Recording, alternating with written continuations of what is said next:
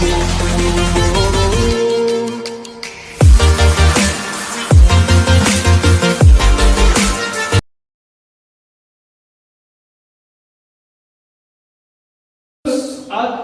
हम करने जा रहे हैं एक्सरसाइज 1.3 सेस चैप्टर के। और सेस चैप्टर का जो ये 1.3 एक्सरसाइज है, इस एक्सरसाइज में जितने भी टर्म्स है जो यूज होंगे उस एक्सरसाइज में, वो सब पहले हम डिस्कस करेंगे। तो फर्स्ट टर्म तुम्हारे सामने आएगा वो है सबसेट। अब ये सबसेट्स है क्या? मान लो एक सेट है A 1 2 3 4 5 6 और मान लो एक सेट है B 2,3। अब यहां पे देखो, ये जो B सेट है इसमें जितने भी एलिमेंट्स है 2 3, वो दोनों एलिमेंट्स सेट A में भी है 2 और 3। तो अगर एक सेट ऐसा है जिसका सारा एलिमेंट दूसरे वाले सेट में भी है, तो हम लोग बोलेंगे कि B is the subset of A, और इसको डिनोट करेंगे ये सिंबल से। दिस सिंबल्स इंप्लाइज सबसेट, इसका मतलब है सबसेट। तो इसका डेफिनेशन में लिखा देता हूं तो समझने में और ज्यादा इजी होगा। सबसेट का डेफिनेशन है A is said except A is said to be a subset of B, to be a subset of B. ये मैं रब कर दे रहा हूं। A set A is said to be a subset of B if every element of A, if every element of A, if every element of A is also an element of B, an element of B.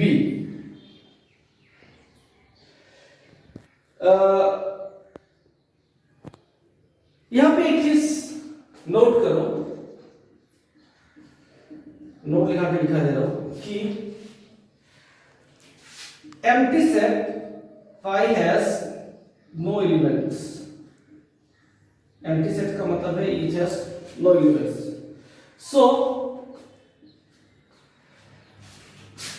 phi is a subset of every set। इसका मतलब ये है कि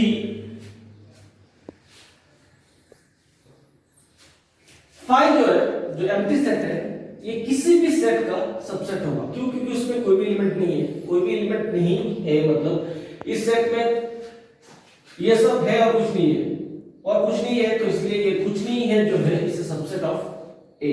तो इसलिए ये दिमाग में डाल के रखो कि empty set is a subset of every set.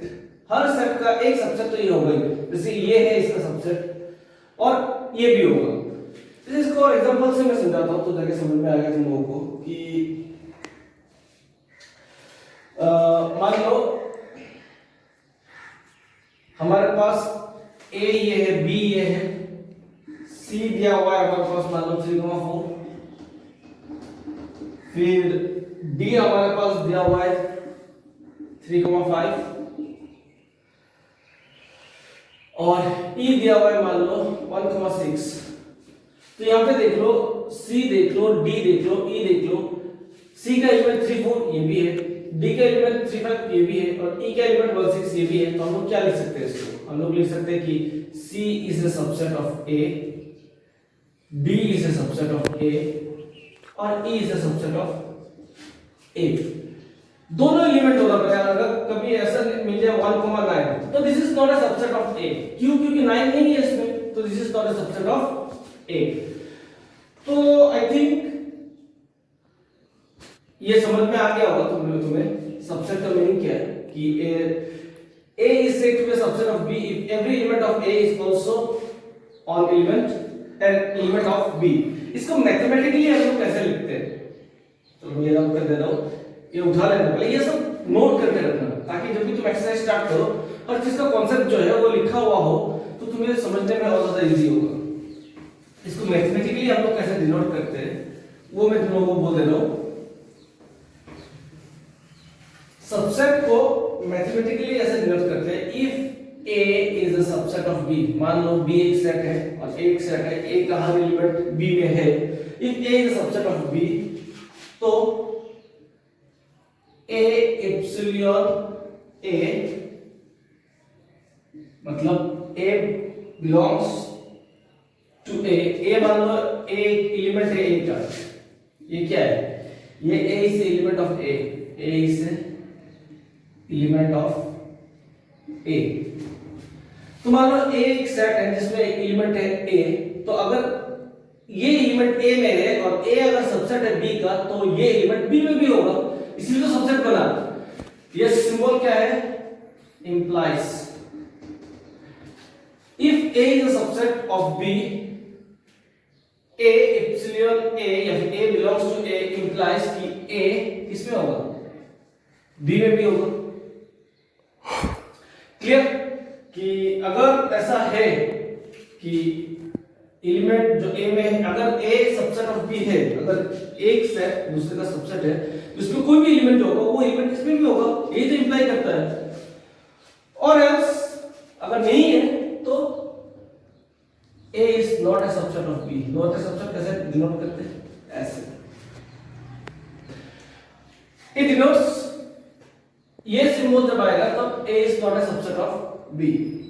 अभी मान लो कभी ऐसा कुछ हो गया कि if every element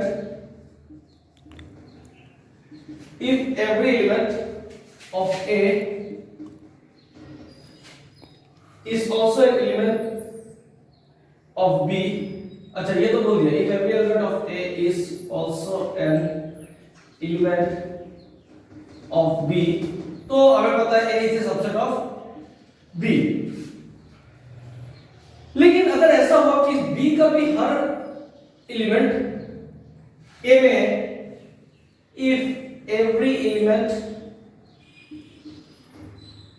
of B is also an element of A,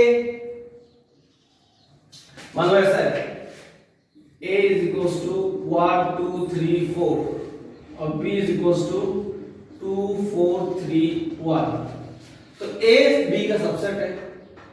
और अगर गौर से देखो तुम लोग तो B भी A का सबसेट है, तो इसमें क्या होगा, इसमें कुछ ऐसा होगा, ये तो होगा B, तो if A is a subset of B and B is also the subset of A, तो आ जाएगा ये वाला symbol A equals to B। इसका मीनिंग क्या है, इसका मीनिंग है टू वे इंप्लीकेशन। देखो ये जो चीज है ये तुम खुद से भी समझ सकते हो कि अगर ऐसा कुछ आ गया 1 2 3 4 तो ऑब्वियसली इसमें 1 2 3 4 है और इसमें 1 2 3 4 ये भी इसमें है, तो ये तो तुम खुद भी समझ जाओ कि A subset of B, B subset of A, और दिखाई तो दे ही रहा है कि A is equals to B। मैं ये सिर्फ इसलिए लिखा ताकि ये जो सिंबल है वो तुम्हें क्वेश्चंस में मिलेगा, दिखाई देगा, तो उसका मीनिंग क्या है, इसका मीनिंग है कि टू वे इंप्लीकेशन, कि अगर A सबसेट ऑफ B और B सबसेट ऑफ A है तो दोनों को मिला के टू वे इंप्लीकेशन ये होता है कि A और B जो है वो इक्वल सेट्स है, जो इधर दिखाई भी दे रहा है। तो आई थिंक ना तुम्हारा सबसेट का जो कॉन्सेप्ट है ये क्लियर हो गया होगा। उसमें और एक पॉइंट है वो भी मैं तुम लोगों को समझा देता हूं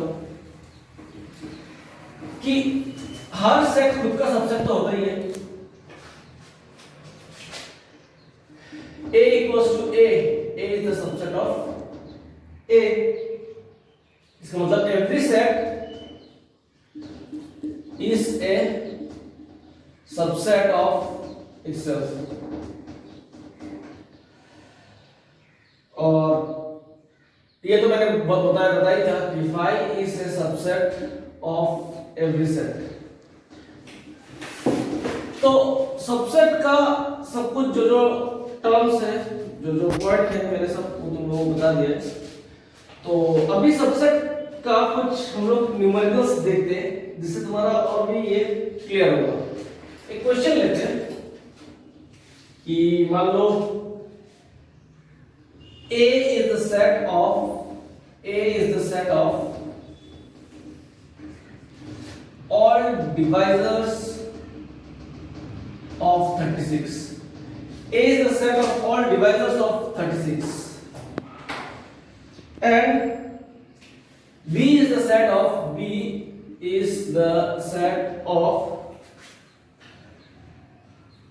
prime divisor of 56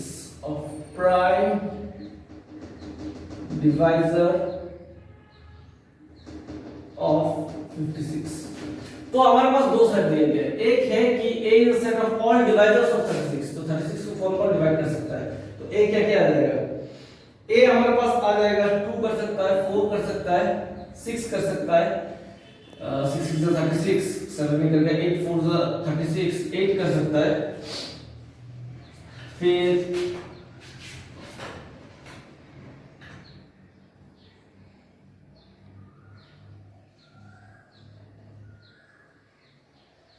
B का क्या है, तो पहले B का भी देख लेते हैं।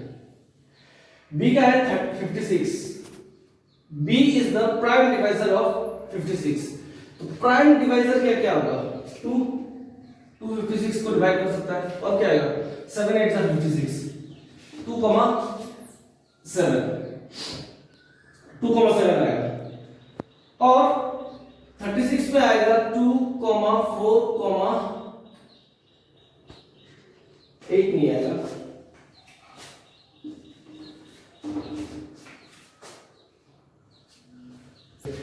ओके। तो 8 set of all device of 36, फिर आएगा 2 आएगा, 4 आएगा, 8 आएगा, फिर 9 आएगा, फिर आएगा 12 3 36, फिर आएगा 18 2 36।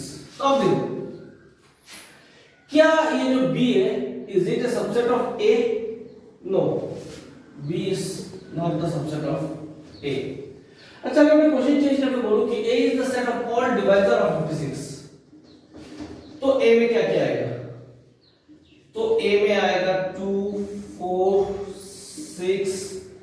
6 नहीं 8 56 है ना, फिर आएगा 8 7, फिर आएगा 14 28 56, और इसमें और एक चीज आएगा 36 भी आएगा ना, 36 होगा 36।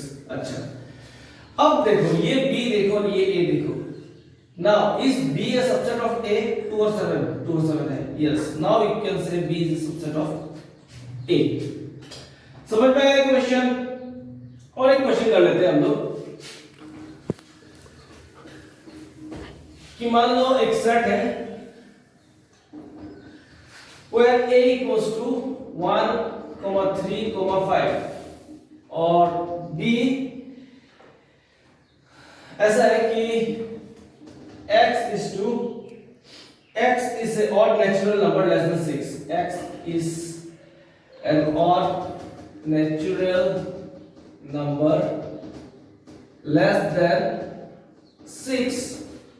अगर कुछ ऐसा दिया हो तो इसमें हम लोग क्या करेंगे, A तो दिया हुआ है हमारा एकदम क्लियरली 1 3 और 5, B दिया हुआ है ऑड नेचुरल नंबर 6 से छोटा, ऑड नेचुरल नंबर 1 आएगा, 3 आएगा और 5 आएगा। तो इसमें क्या देख रहे हैं हम लोग कि दोनों इक्वल है, क्यों, क्योंकि A is a subset of B and B is a subset of A। Double में रिप्लिकेशन क्या बोलता है हमें, A is equals to B। तो समझ में आया अभी ये सबसेट का जो क्वेश्चन है कि जैसे कि और एक देख सकते हैं A equals to मान लो A E I O U और B मान लो A B C D E। तो मैं अभी पूछूंगा कि क्या A B का सबसेट है, A I U क्या है इसमें, नहीं है, A is not a subset of B। क्या B A का सबसेट है, A B C D E, लेकिन यहाँ पे C D E नहीं है, तो कोई भी सबसेट नहीं है। तो आई थिंक इतना काफी होगा तुम लोगों को समझने के लिए कि सबसेट क्या होता है। अभी नेक्स्ट जो टर्म है जो हम लोग एक्सप्लेन करेंगे, हम लोग अभी तक मैं जितने भी एग्जांपल्स ये सब कर रहा था कि सबसेट क्या होता है, तो सबसेट ये होता है कि एक सेट इसका एलिमेंट, हर एलिमेंट अगर कोई और एक सेट में हो तो वो सेट उस सेट का सबसेट बन जाता है। अभी हम लोग दो टर्म्स पढ़ेंगे, एक है प्रॉपर सबसेट और सुपरसेट। तो उसका हेडिंग है प्रॉपर सबसेट और superset. Proper subset and superset. Superset इसका मतलब क्या है? अभी मान लो दो सेट है ए एंड बी, और मान लो ए बी का सबसेट है, लेकिन ए और बी इक्वल नहीं है। मान लो जैसे कि बी है 1 2 3 4 5 और ए है 2,3। इधर तो देख के समझ में आ रहा है कि A is a subset of B, लेकिन A is not equal to B. अगर इक्वल टू हो जाएगा तो प्रॉपर सबसेट नहीं बनेगा। अगर ए और बी इक्वल नहीं है और A is a subset of B, then A is called proper subset and B is called superset। तो ये अब तुम लोग क्लियर हो गया होगा कि प्रॉपर सबसेट किसको बोलते हैं और सुपरसेट किसको बोलते हैं। अभी और एक टर्म है, वो भी मैं इधर बोल देता हूं, वो है singleton set. Singleton set. Now what is singleton set? किसी भी सेट में अगर सिर्फ एक ही एलिमेंट है, a set containing only one element is called singleton set। लिख के रख दो, a set containing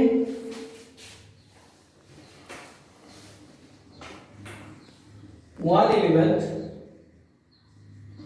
is called singleton set।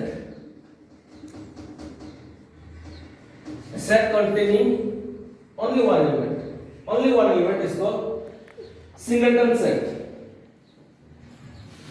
Example, A is equals to 1, ये एक सिंगल सेट है, या फिर B is equals to 2, ये एक सिंगलटन सेट है। अच्छा, अभी एक चीज देखो, मैंने तुम लोगों को पहले बताया था कि फाइव जो सिंबल है, दिस डिनोट एम्प्टी सेट। अब अगर तुम इसको, मैंने बोला इसको कर्ली ब्रैकेट के अंदर नहीं देने के लिए, क्यों नहीं देने के लिए, इसको मीनिंग में समझा देता हूं। अगर ऐसा आया, तुम्हें एक सेट नजर आया ऐसा, तो क्या इसका मतलब एम्प्टी सेट है? नहीं। अगर ऐसा नजर आया तो तुम क्या बोलोगे? तुम बोलोगे कि एक सेट है जिसके अंदर एक एलिमेंट है, और वो एलिमेंट है एक ग्रीक अल्फाबेट, क्योंकि ये एक्चुअली में क्या है, ये डिनोट करता है सबसेट, बट एक्चुअली में एक ग्रीक अल्फाबेट है 5। तो अगर ऐसा दिखाई दे तो हम बोलेंगे a set containing a Greek alphabet। तो इसलिए कभी एम्प्टी सेट को ऐसा रिप्रेजेंट मत कर देना, इसका मीनिंग ही चेंज हो जाएगा। और सिंगलटन सेट तुमने समझ लिया होगा कि अगर एक सेट है जिसमें सिर्फ एक ही एलिमेंट है, सिर्फ एक ही एलिमेंट है, उसको हम लोग बोलते हैं सिंगलटन सेट। तो चलो अभी proper subset, superset, singleton set हो गया। अभी कुछ और देखते हैं, ये बिलोंग्स टू जो है, इप्सिलॉन बिलोंग्स टू की कौन सा एलिमेंट कैसे बिलोंग्स टू होता है, वो तो प्रॉपर्टीज हम लोग पढ़ेंगे। गो ओके, नाउ स्टूडेंट्स एक छोटा सा चीज तुम लोगों को समझाना है, कॉन्सेप्ट ऑफ बिलोंग्स टू, जो हम इप्सिलॉन साइन से रिप्रेजेंट करते हैं, एंड सबसेट ऑफ। अच्छा, ये समझाने के लिए मैं एक एग्जांपल दे रहा हूं। एक एग्जांपल से सब कुछ तुम्हें समझ में आ जाएगा। मान लो एक सेट है 1, 2, बीच में ऐसा कुछ है 3, 4, 5 और 6। अब देखो ये जो है, ये हम लोग कैसे रिप्रेजेंट करेंगे?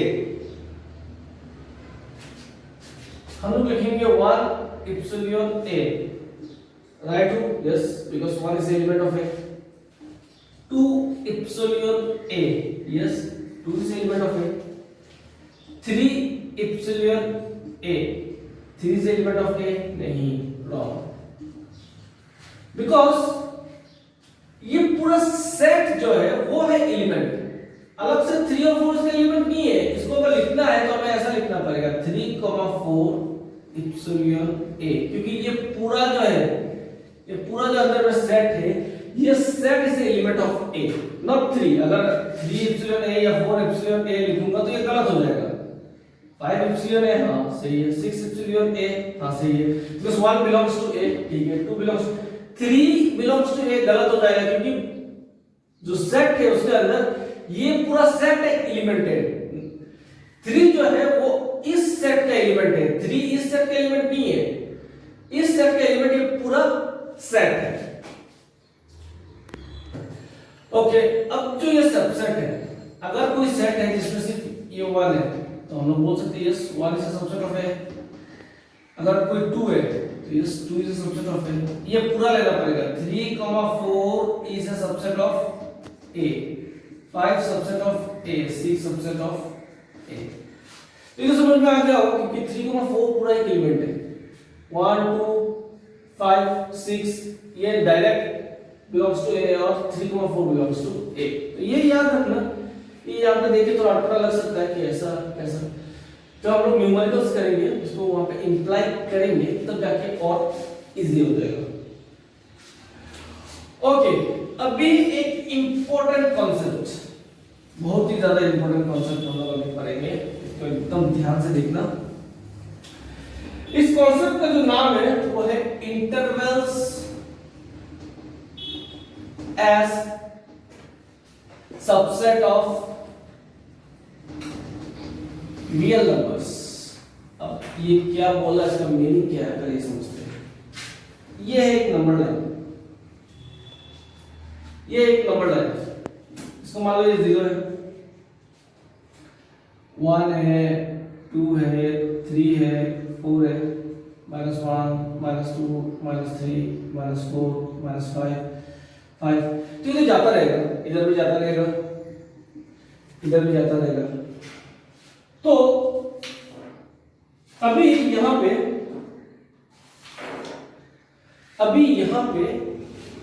ये जो लाइन जो रिप्रेजेंट कर रहा है, ये क्या कर रहा है, जितने भी रियल नंबर्स है, सारे रियल नंबर्स को हम लोग इस लाइन पे रिप्रेजेंट कर सकते हैं. इरेशनल हो, रेशनल हो, किसी को भी हम लोग इस लाइन पे रिप्रेजेंट कर सकते हैं. तो ये लाइन क्या बन गया, ये लाइन ही रियल नंबर बन गया, क्योंकि ये इंफिनिटी तक जाएगा, इधर माइनस इंफिनिटी तक जाएगा और इधर प्लस इंफिनिटी तक जाएगा. तो ये जो लाइन है, इस लाइन के अंदर जितने भी रियल नंबर्स हैं सब आ जाएंगे. तो मान लो यहाँ पे मैंने एक छोटा सा टुकड़ा ले लिया, कहां से कहां, चलो मान लो यहां से यहां ले लिया टुकड़ा. ये पार्ट अगर ले लिया तो मैं क्या बोल सकता हूँ, ये पार्ट में जितने भी नंबर है इस पूरे नंबर के सबसेट है कि नहीं है. ऑब्वियसली है. मैं ये टुकड़ा उठा रहा हूँ, कहां से उठा रहा हूँ, ये पूरा रियल नंबर जो है वहां से ये टुकड़ा उठा रहा हूँ. तो ये इस रियल नंबर का सबसेट है या नहीं है. इसलिए टॉपिक का नाम है intervals as subset of real number.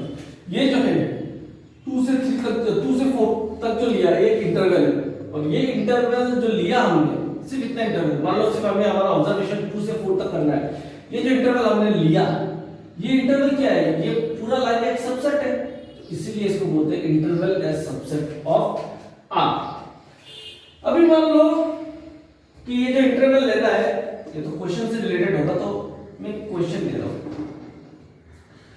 इससे तुम्हें और ज्यादा समझ में आएगा. 2 3 4 5. अब मान लो कुछ एक क्वेश्चन है, a = x = 5 x <= 9 where.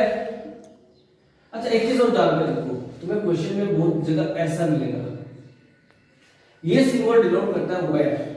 Where को हम लोग ये सिंबल से भी डिनोट करते हैं. Where x is a real number.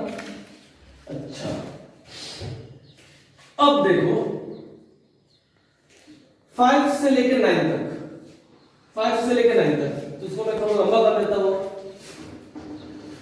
6 7 8 9 10 तक, तो 5 से लेके 9 तक। अब ध्यान से देखो, 5 से लेके 9 तक इस लाइन को मैं थोड़ा बोल्ड बना देता हूं। हम लोग रिप्रेजेंट भी ऐसे ही करते हैं, इसको बोल्ड बना देते हैं ऐसे। 5 से लेके 9 तक हम इसको बोल्ड बना देते हैं। अब ध्यान से देखो, इसको बोल्ड तो बना दिया। अब ये 5 जो है ये इंक्लूडेड है कि नहीं? यस, इक्वल्स टू साइन है, तो इस पे हम लोग एक ऐसा ब्लैक डॉट बना देंगे। क्या बना देंगे? Black dot. ये 9 जो है वो इंक्लूडेड है कि नहीं? यस, इक्वल टू साइन है, तो 9 भी इधर भी ब्लैक डॉट बना देंगे। और इसको रिप्रेजेंट कैसे करेंगे? 5,9 5,9 से रिप्रेजेंट करेंगे, और जो ब्रैकेट देंगे ये वाला देंगे। ये वाला ब्रैकेट मतलब कि 5 भी इंक्लूडेड है और 9 भी इंक्लूडेड है। अगर थोड़ा कंफ्यूजन हो रहा है, तो और एक एग्जांपल से समझाता हूं। मान लो ये x जो दिया हुआ है ऐसा दिया हुआ है, x 5 9।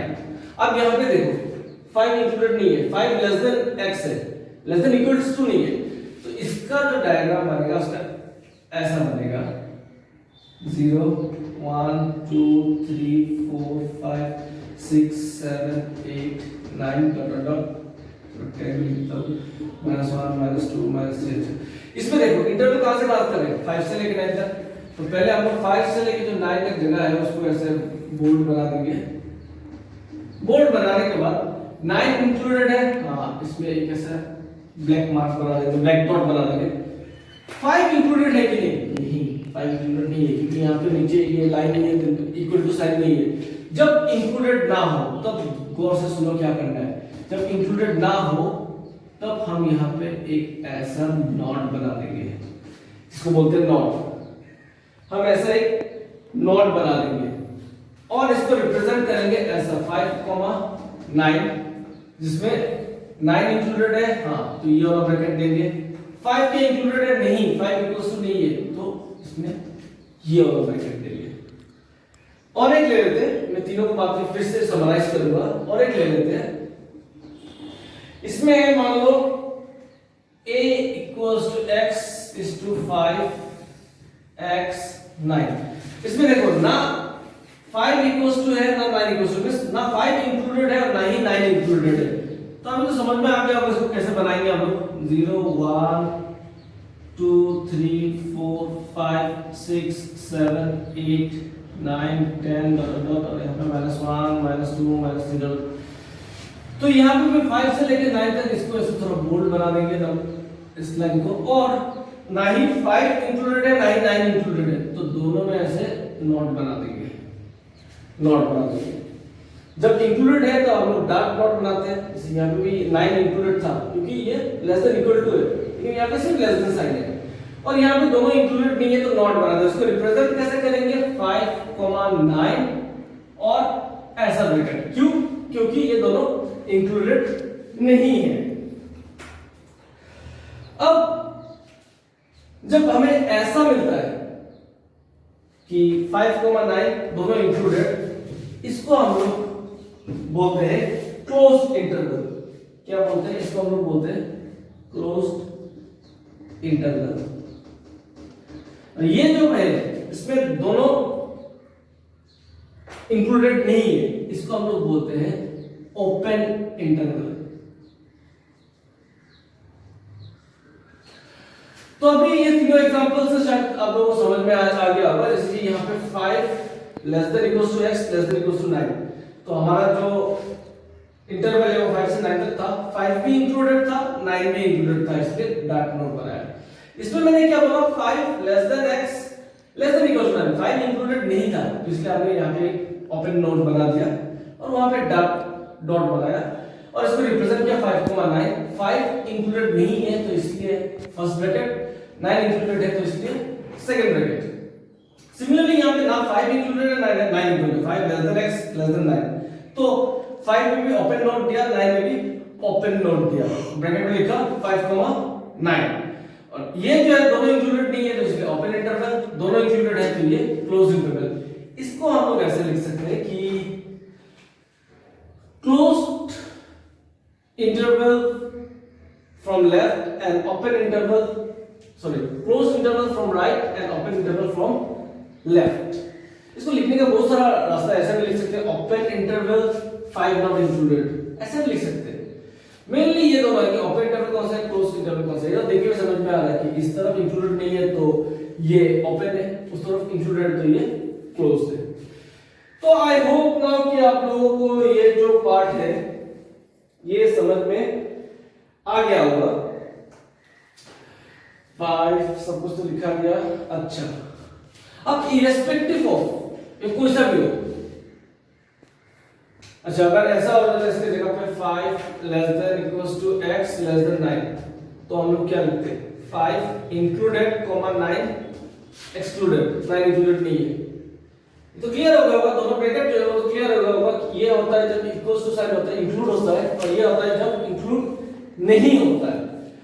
अब केस कोई सा भी हो, एक चीज है जो तुम लोग नोट डाउन करो, length of interval, length of interval, length of interval case अगर ये हो जाए a, b, या फिर ये हो जाए a, b, या फिर ये हो जाए a, b, या फिर ये हो जाए a, b, हमेशा लेंथ ऑफ इंटरवल जो निकालते हैं वो ये -9 -5, यहाँ पे तो 5 और 9 का एग्जांपल लिया है, कोई भी एग्जांपल लो, कोई भी दो नंबर लो, लेंथ हमेशा होता है b minus a, b minus a is the length of interval।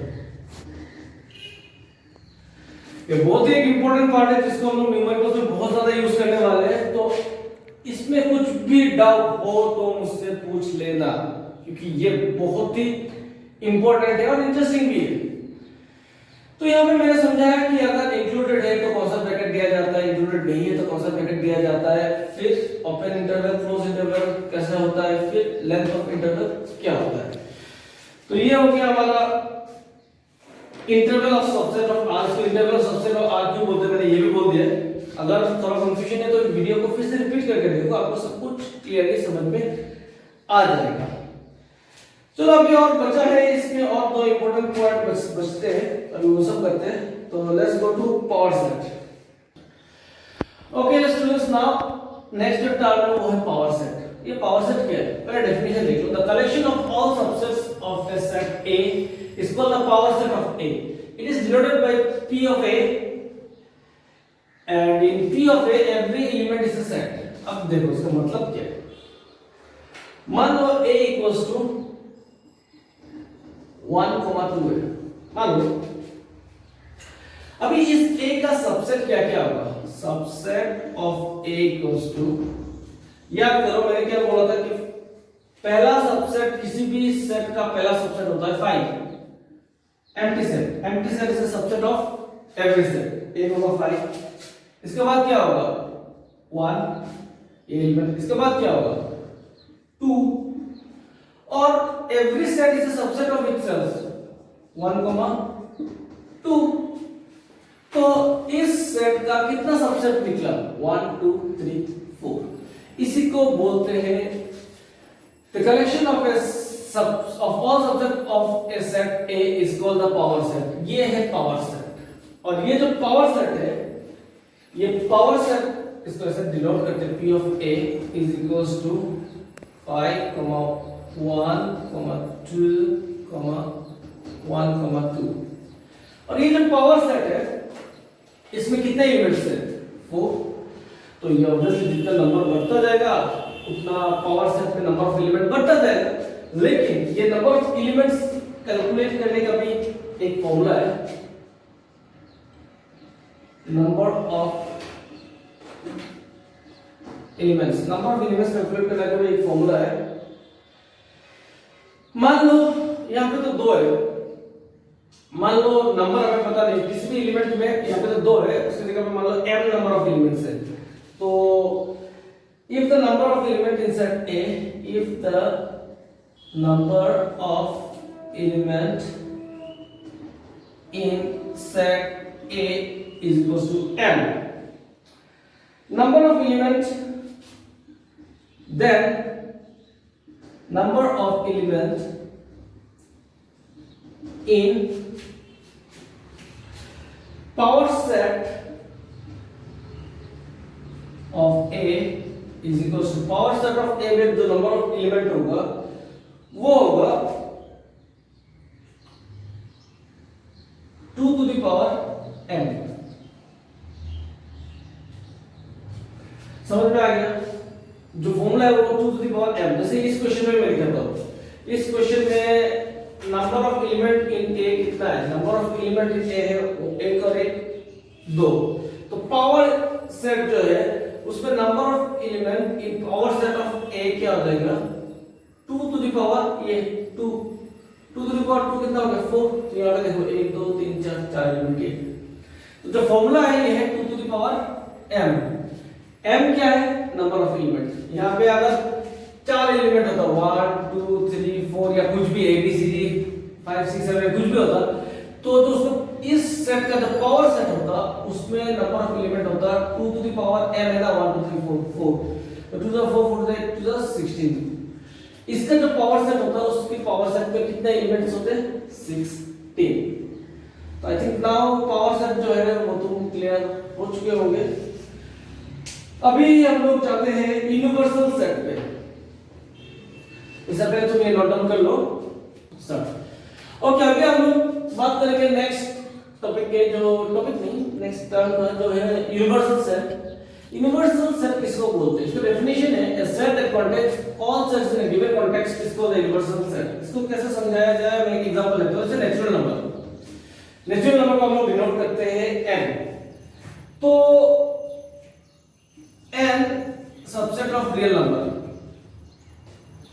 n subset of real number, तो जितने भी रियल नंबर है उसका सबसेट नेचुरल नंबर है कि नहीं है? ऑब्वियसली है।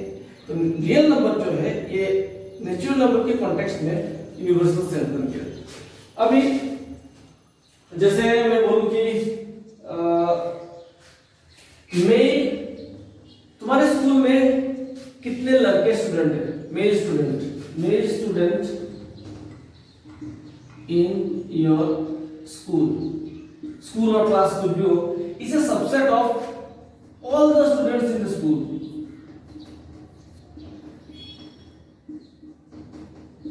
तो अगर मुझे मेल स्टूडेंट एक स्कूल का देखना है तो वो मेल स्टूडेंट जितने भी स्टूडेंट है उसके अंदर में से तो होगा, तो ये जो all student of the school है वो हो गया हमारा यूनिवर्सल सेट। सिमिलरली अगर ऐसा हुआ कि like equilateral triangle, set of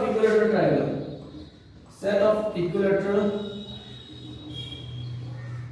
triangle is a subset of, मैं ऐसा बोल सकता हूं ना, ऑल ट्रायंगल्स, जितने भी ट्रायंगल्स है उसका set is a subset of set of all triangles. तो सेट ऑफ ऑल ट्रायंगल्स क्या बन गया इधर इस सिचुएशन में? Universal set. यूनिवर्सल सेट का सिंपली में अगर तुम मतलब समझना चाहो तो जो सेट है वो सेट कहीं से तो आ रहा है और वहां पे उस सेट का हर टाइप्स मौजूद है, उसको बोलते हैं हम लोग यूनिवर्सल सेट। जैसे ये ट्रायंगल से समझ में आ जाएगा तुम्हें कि सेट ऑफ इक्विलैटरल ट्रायंगल का यूनिवर्सल सेट क्या होगा? सेट ऑफ ऑल ट्रायंगल, या फिर सेट ऑफ ऑल पॉलीगॉन्स भी बोल सकते हैं। सारे पॉलीगॉन्स में सारे ट्रायंगल्स इंक्लूड हो ही जाते हैं और उसमें इक्विलैटरल ट्रायंगल तो इंक्लूड हो ही जाते हैं। सिमिलरली जैसे एग्जांपल दिया कि तुम्हारे क्लास में जो स्टूडेंट है, या फिर ऐसे बोल लो स्टूडेंट इन क्लास 10, मान लो एक स्कूल का स्टूडेंट इन क्लास 10, तो वो उसका यूनिवर्सल सेट क्या होगा? उसका यूनिवर्सल सेट होगा all students of your school. तो स्टूडेंट ऑफ क्लास 10 तो ऑल स्टूडेंट के अंदर में आएगा, तो वो है ऑल स्टूडेंट ऑफ स्कूल है तुम्हारा यूनिवर्सल सेट। तो ये सब कराने के बाद जो टर्म्स था, जो इंट्रोडक्शन था वो यहां तक है। अभी आगे हम लोग जो न्यूमेरिकल्स ट्राई करते हैं। तो न्यूमेरिकल्स ट्राई करने के बाद पहले सबका पास अगर बुक नहीं हो तो मैं तुम लोगों को पहले क्वेश्चन दिखा दूंगा एक बार, फिर क्वेश्चन एक एक करके हम लोग डिस्कस करते हैं। ओके स्टूडेंट्स, जिनके पास बुक नहीं है तो ये क्वेश्चंस पहले देख लो। ये क्वेश्चंस का एक स्क्रीनशॉट निकाल लो। हाँ, ये जितने भी क्वेश्चंस है, क्वेश्चंस का एक स्क्रीनशॉट निकाल लो ताकि सब क्वेश्चंस तुम्हारे सामने रहे, और एक एक करके मैं सारा जो क्वेश्चंस है तुम्हारे एक्सरसाइज का वो डिस्कस करूँगा। जो एग्जाम्पल्स में क्वेश्चंस है वो सब भी ट्राई करना जिनके पास बुक है। अच्छा चलो, तो अब तो स्क्रीनशॉट निकाल लिए होगे, तो चलो डिस्कस करते हैं। ओके स्टूडेंट्स, अभी 1.3 का जो फर्स्ट क्वेश्चन है ये तो बहुत इजी है। इसमें बोला गया make correct statement by filling in the symbols कि सबसेट है या सबसेट नहीं है। तो 2 3 4 1 2 3 4 5 1 2 3 4 5 के बीच में 2 3 4 आता है कि नहीं? ऑब्वियसली आता है, तो it is a subset. It is a subset, ये वाला सिंबल देना। फिर एबीसी और बीसीडी नहीं, this is not a subset क्योंकि ए नहीं है दूसरे सेट में। तो x is to x student of class 11 of your school, x is to x student of your school. Obviously तुम्हारे स्कूल का स्टूडेंट है, उसका क्लास 11 का स्टूडेंट है, तो ऑब्वियसली ये तो सबसेट हो गई। x is to x is a circle in a plane, x is to x is a circle in the same plane with radius 1 unit। नहीं, ये सबसेट नहीं हो सकता क्योंकि 1 यूनिट का जितना भी सर्कल है हो सकता है इससे बड़ा और सर्कल भी निकल आए, तो ये सबसेट नहीं हो सकता। Now question number 5,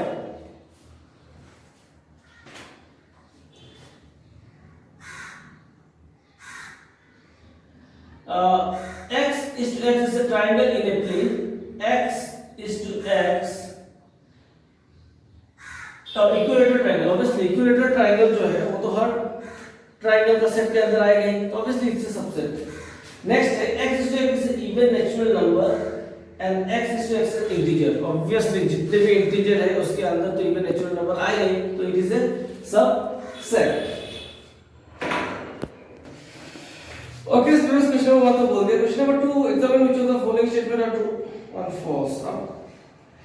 मेरे ख्याल से मैंने तुम लोगों को इंट्रोडक्शन करवा के दिया है, तो क्वेश्चन नंबर 2, क्वेश्चन नंबर 3 और क्वेश्चन नंबर 4 जो है उसको तुम लोग ट्राई कर सकते हो। अगर आंसर ना आए तो मुझे कमेंट में बोलना या फिर ग्रुप में मैसेज भेजना। लेकिन 2 3 4 तुम लोग खुद से ट्राई करो क्योंकि तुम्हें भी इंटरेस्ट आएगा अगर खुद से करोगे तो। हम लोग करते हैं अभी question number 5, how many elements has p of a if a is equals to 5। तो a एक सेट है, एम्प्टी सेट है, a एक एम्प्टी सेट है। तो अभी हमें बोल रहा है कि इसका पावर सेट में कितने एलिमेंट्स होगा। तो फॉर्मूला क्या था? 2 to the power m। Empty set माने उसमें कितने एलिमेंट है? 0। एम्प्टी सेट मतलब नंबर ऑफ एलिमेंट 0, यानी m 0 है, तो 2 to the power 0, everything to the power 0 value कितना आता है? 1। तो इसके पावर सेट में सिर्फ एक ही एलिमेंट होगा, और तुम लोग गेस कर सकते हो वो एलिमेंट क्या होगा? वो एलिमेंट होगा 5, क्योंकि एम्प्टी सेट का एम्प्टी सेट ही एक सबसेट होगा, बिकॉज़ सब empty set is a subset of every set. Question number 6, which of the following write the following as intervals. ये तो बहुत ज्यादा इजी है। पहला वाला है -4 less than x less than equal to 6, तो ये क्या होगा? -4, 6, 6 इंक्लूडेड है तो ये वाला ब्रैकेट, 4 इंक्लूडेड नहीं है तो ये वाला ब्रैकेट। सेकंड वाला है -12 less than x less then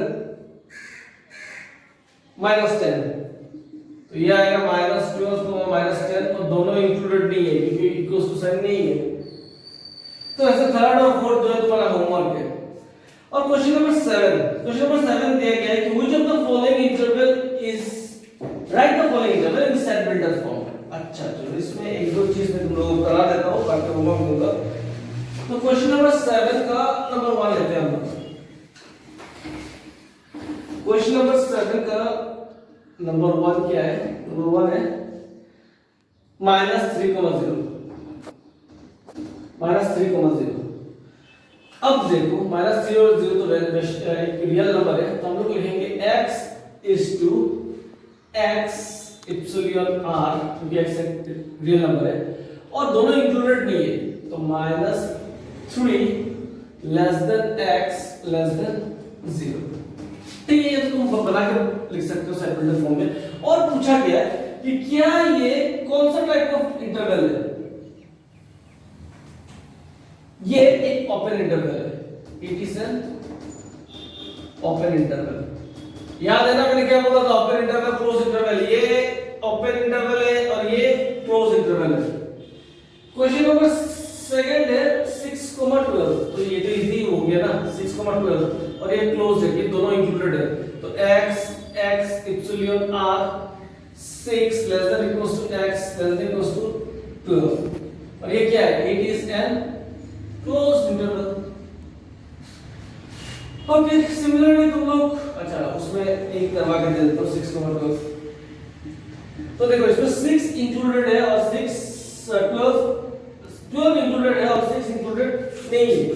इसको क्या लिखोगे? x is to x epsilon r 6 less than equals to x less than equals to 12। अब देखो ये एक साइड से क्लोज है और एक साइड से ओपन है। इसको हम लोग क्या लिखेंगे? It is open from left and close from right. It is open from left and close from right. तो ऐसा तुम्हारा ये क्वेश्चन नंबर 7 हो गया। नंबर 4 जो है खुद से कर लेना। अब question number 8, what universal set would you propose for each of the following? Number 1, set of right triangle. तो set of right triangle और set of isosceles triangle। तो set of right triangle, set of isosceles triangle, अगर मैं set of all triangle ले लूं तो वही तो यूनिवर्सल सेट बन जाएगा। set of all triangle में तो सारे ट्रायंगल्स आ जाएंगे। तो इसका आंसर ऐसा लिख लेना, the set of U of all possible triangles is the universal set of each of the given set।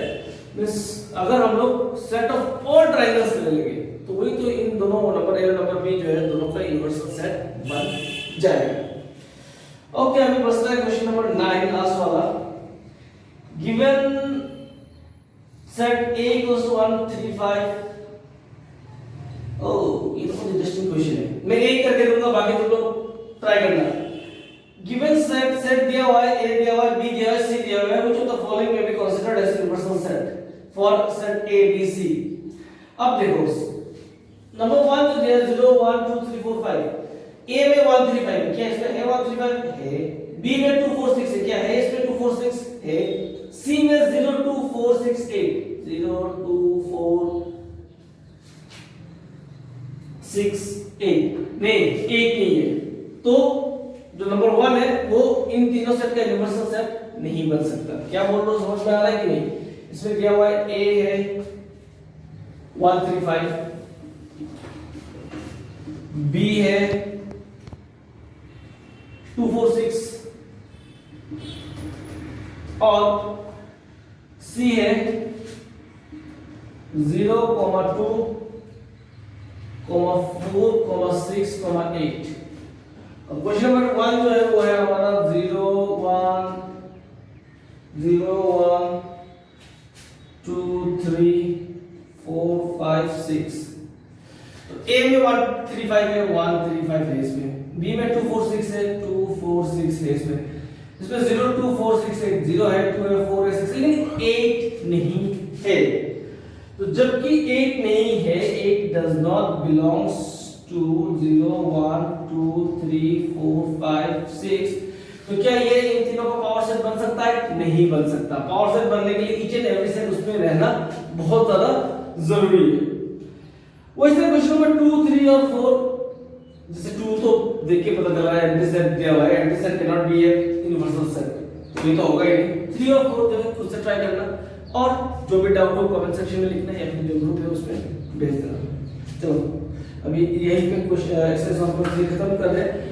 मैं एंट्रेंस लेवल का जो क्वेश्चन है वो अभी तुम लोगों को इसलिए नहीं करा रहा हूं क्योंकि जेडब्ल्यू मेंस स्पेशली एडवांस में ऐसा क्वेश्चन होता है जिसमें बहुत सारा कांसेप्ट एक ही क्वेश्चन में लगाना पड़ता है। इसलिए मैं चाह रहा हूं कि पहले तुम्हारा ये चैप्टर थोड़ा सारे कांसेप्ट जो समझा दूं, इसके बाद जेडब्ल्यू मेंस एडवांस के क्वेश्चन उठाऊंगा ताकि तुम लोग भी करने में मजा आएगा। तो यहीं पे खत्म करता हूं आज का वीडियो 1.3। पढ़ाई करते रहो, तब तक के लिए बाय।